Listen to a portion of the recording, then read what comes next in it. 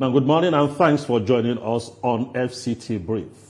The Academic Staff Union of Universities, ASU, is once again threatening to down tools over what it describes as government's failure to honor agreements.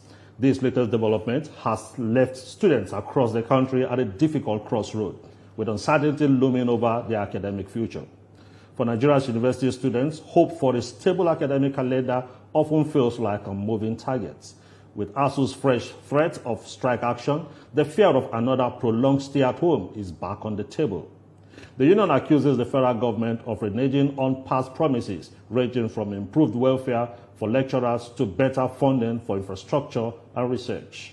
While lecturers insist their agitation is for the good of the system, the immediate impact often falls on students who find themselves trapped between an underfunded system and unending disruptions. Government officials have meanwhile appealed for calm, urging ASU to give ongoing negotiations a chance. But for many students, the uncertainty is already unsettling. Until both sides reach a lasting resolution, Nigeria university students remain at a painful crossroad, caught between academic aspirations and the reality of recurring strikes. As the clock ticks, all eyes are now on the outcome of talks between ASU and the government. Will history repeat itself, or will a permanent solution finally emerge? Professor Christopher Piwuna Goson is the president of the Academic Staff Union of Universities, and he's live with us here in our studio. Good morning. Good morning. You're welcome to our studio. Thank you very much. Well, let's begin with the very, very recent call. 3.5 months salaries that is still being withheld by government, our promotion arrears. These are, like you said, maybe a moving target or so. Each time we think we're about to touch it, it eludes us. Each time we think they're about to do something, it eludes us. But the 2009 agreement, and let me just make something clear. I think a lot of Nigerians do not understand this issue about 2009 agreement. There is no 2009 agreement, as it were, that the government is working with. And let me explain. This agreement that was made in 2009, signed by Chief Gamalel Onoshode of blessed memory and Babalaki, Wale Babalaki SEN, on behalf of government and our union, it has gone through a lot of changes. We have attempted to renegotiate it several times. That is what we're talking about.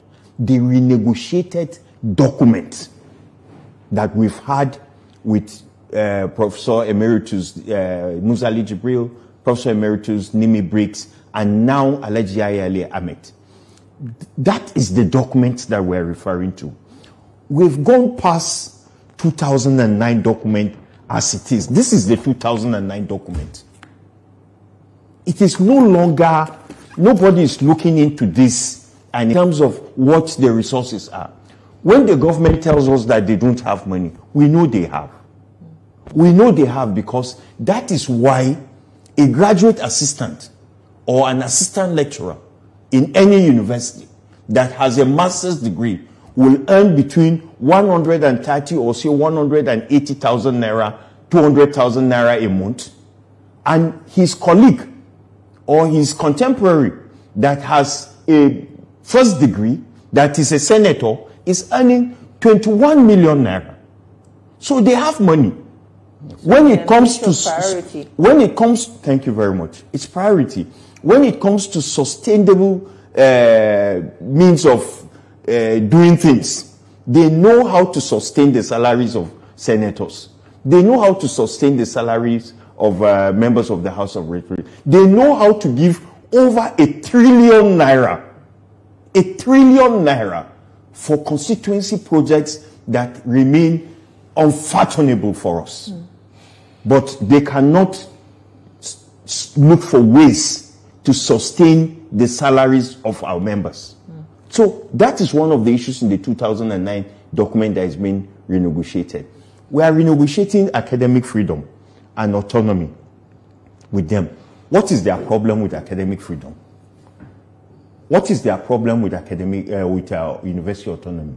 What is it? Is it that they don't want us to conduct research?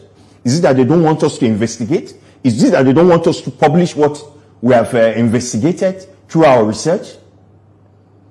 Or is it that they don't want us to challenge positions that they are taking, that our research has shown that it's not the right one?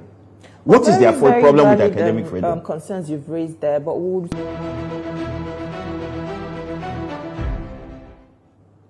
We're glad to have you back. You're still watching FCT Brief, and we're still discussing ASUU and federal government in talks over its threat to go on strike.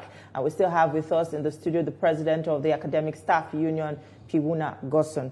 Now, before we went on the break, you raised some concerns about the university autonomy and also welfare of, the lecturers. But some critics might argue with improved. We are no longer going to apologize for that. So how far are you willing to go in seeking for your needs to be met? Will it lead to students being endlessly kept at home? You feel comfortable with that? Or, there might be you might meet at some middle ground? Well, I wish that Nigerians could also ask the question whether they are comfortable with what we are going through as academic staff, while we are trying to answer whether we are comfortable to go on strike. Nigerians must also ask themselves whether they are comfortable, they are happy that despite our sacrifices, our commitment to growth of this country, to your children,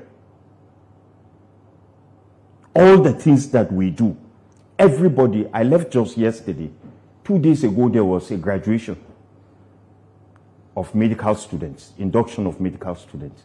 There were canopies upon canopies upon canopies upon canopies of happy parents, happy neighbors, happy friends, because their children, but on our part, take it from me, ASUU is looking for every means, the way we have looked for ways in the last 8 years. We have been at this negotiation for 8 years, from 2017 to this day. We have been at this negotiation. Nobody is talking about our patience over these years. Nobody is talking about the commitment. At a point, we went on strike because of IPPIS, right? Government challenged us that if we don't want IPPIS, we should provide an alternative to IPPIS. We did. And you know what they did? They threw it away. We spent money, our members' money, to create that software, to produce that software. They threw it away. Now, Prof, let's look at it this way.